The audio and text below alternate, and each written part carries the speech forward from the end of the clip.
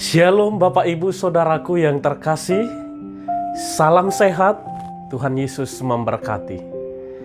Sebelum kita mendengarkan renungan hari ini, marilah kita berdoa. Kasih karunia dan damai sejahtera dari Allah Bapa kita dan dari Tuhan Yesus Kristus menyertai kamu. Amin. Saudaraku yang terkasih, renungan bagi kita pada hari ini, hari Senin, sebagaimana tertulis di dalam kitab Pengkhotbah 2 ayat 14. Demikian isi firman Tuhan. Mata orang berhikmat ada di kepalanya, sedangkan orang yang bodoh berjalan dalam kegelapan.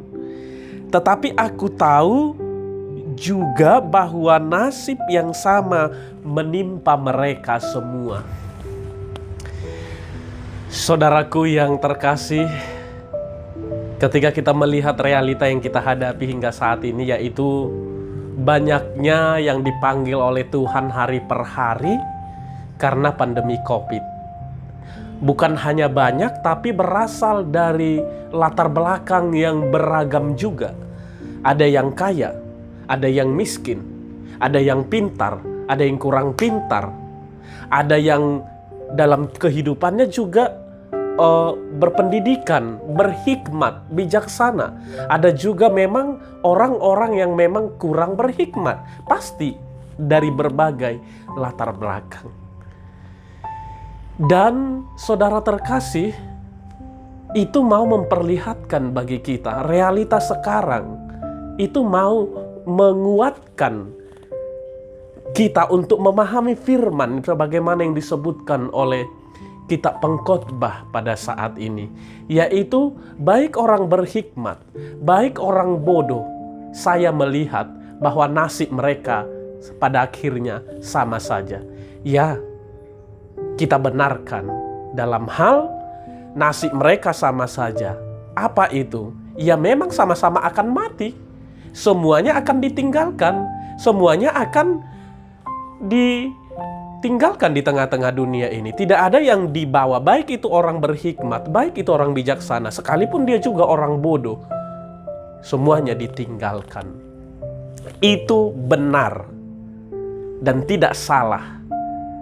Maka saudaraku yang terkasih, tujuan dari penulis kitab Pengkhotbah apa sebenarnya ketika mengatakan bahwa sama saja orang berhikmat dan orang yang bodoh? Supaya kita mau memastikan bahwa semua yang kita miliki atau jabatan yang kita miliki atau harta yang kita miliki atau semua hal apapun yang sedang kita miliki sekarang, pastikan semuanya terpaut di dalam iman yang teguh, yaitu hanya di dalam Tuhan, hanya milik Tuhan. Tidak ada yang kekal. Dan itu tujuan yang mau diperlihatkan bagi kita dari firman hari ini. Memang di dunia ini, Raja Salomo sebagai penulis kitab Pengkhotbah tidak menyangkal memang orang berhikmat matanya di kepala. Ya, ketika mata di kepala maksudnya adalah bisa menuntun kita untuk melakukan lebih banyak kebaikan. Kemudian orang bodoh memang matanya adalah kegelapan. Ya namanya kegelapan, berjalan, ya kalau lagi pijak duri, ya udah lagi mijak lah, itu artinya adalah semuanya kebetulan. Di situ saja perbedaannya.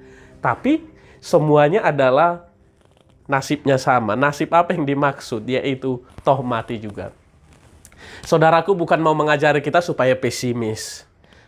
Nggak usah lakukan kejar hikmah, nggak usah lakukan kebaikan. Bukan itu yang mau dikatakan.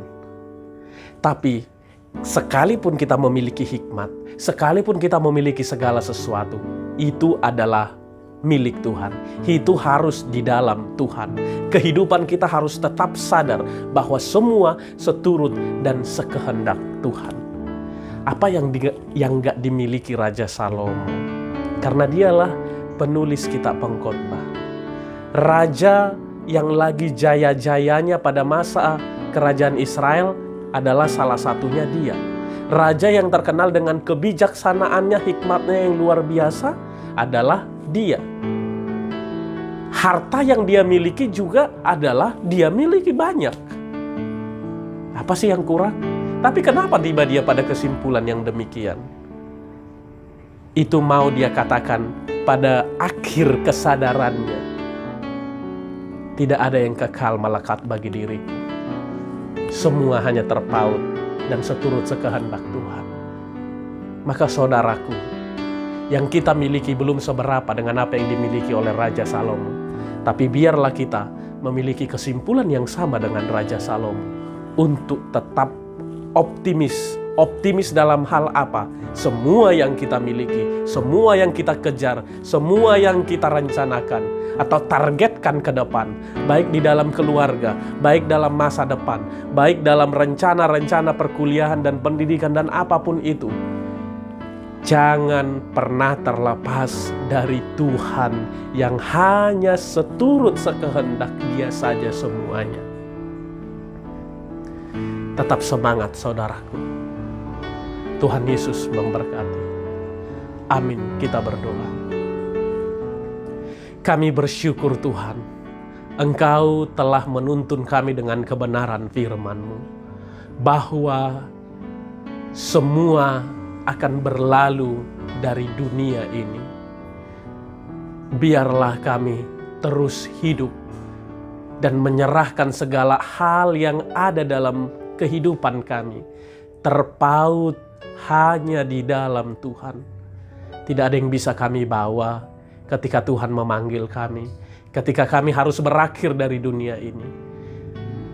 Kiranya Tuhan, firman-Mu hari ini sungguh menguatkan kami untuk lebih semangat memuji nama Tuhan, bersyukur kepada Tuhan, melayani Tuhan dalam kehidupan kami. Bapa kami di dalam sorga, sertai seluruh jemaat-Mu yang dalam keadaan sakit. Berikan Tuhan kesembuhan, angkat penyakit itu, dan kami percaya Tuhan menguatkan mereka dan keluarga semuanya, dan kami bisa kembali terus memuji nama Tuhan dan mengingat nama Tuhan selama-lamanya. Ke dalam tangan Tuhan kami serahkan jemaat-Mu yang sedang berduka. Biarlah kiranya Tuhan menghibur hati dan pikiran mereka, agar mereka terus berpengharapan dalam nama Tuhan.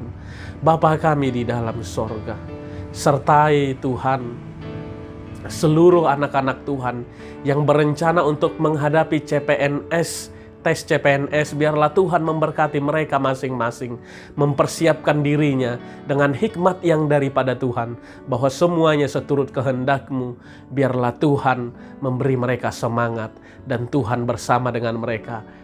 Dan ketika udah tiba waktunya untuk menghadapi ujian kelak, Tuhan mengingatkan mereka akan apa yang mereka pelajari.